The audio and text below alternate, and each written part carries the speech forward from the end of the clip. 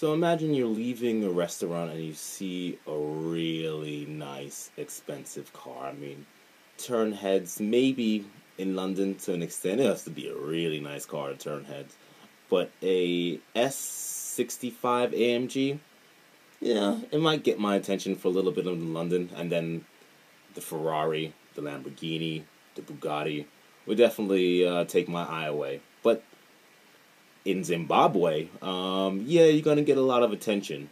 And apparently, there's a pastor named Prophet, Emmanuel Makandiwa. Prophet. Anyway, he was spotted leaving a hotel in Harare, driving his brand new Mercedes Benz S65 AMG, reportedly valued somewhere around 300,000 US dollars. Now, this is beyond outrageous. Zimbabwe is one of the poorest countries in the world, and then you have this man of God driving around in a car that costs $300,000. I mean, just to put it into perspective, the average wage, monthly wage in Zimbabwe is $253.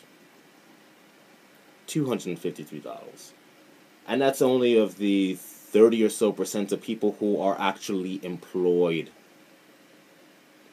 Inflation in Zimbabwe is 11.2. You thought I was going to leave it there, 11.2. No, 11.2 million %. They actually had to just give away, they had to abandon their currency because it was essentially worthless.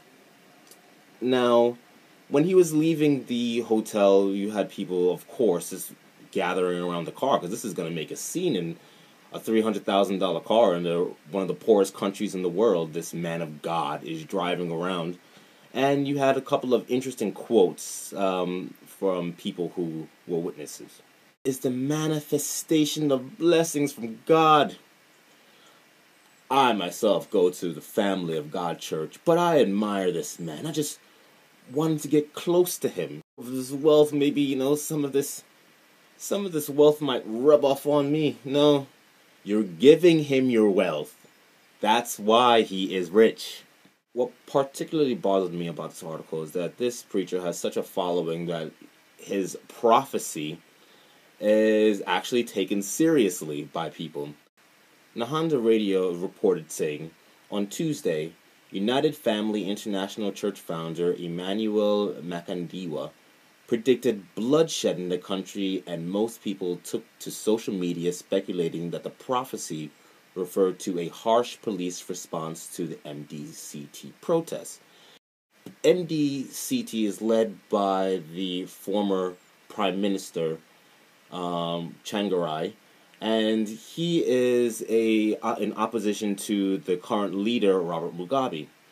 And Changarai is calling for a protest about the economy, which is, when you have 11.2 million % inflation and $253 average monthly wage, well, it's something that you might want to protest.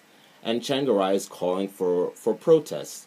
And now, here comes this prophet of God who's saying that he is prophesying that there's going to be bloodshed in the street because of the protest. Now, I don't necessarily think it's a prophecy given Robert Mugabe's history of violent police brutality.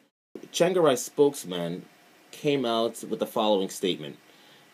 President Changarai is a Christian who respects the men of God, but unfortunately, he does not make political judgments or decisions based on prophecy. I love that quote, except for the fact that he said, unfortunately, it should have been, yeah, we don't actually make political judgments based on decisions and prophecy by these false prophets driving around in $300,000 cars.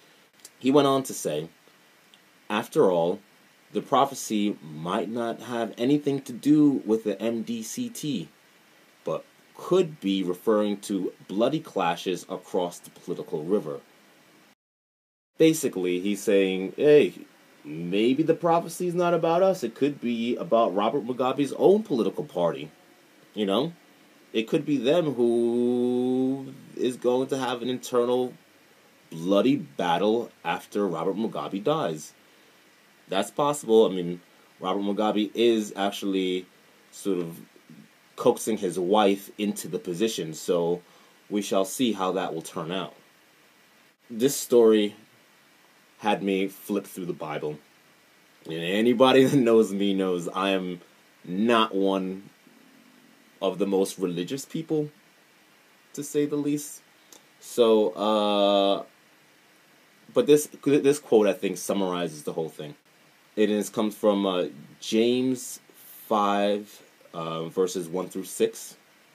Behold the wages of the laborers who mowed your fields, which you kept back by fraud, are crying out against you, and the cries of the harvesters have reached the ears of the Lord of hosts.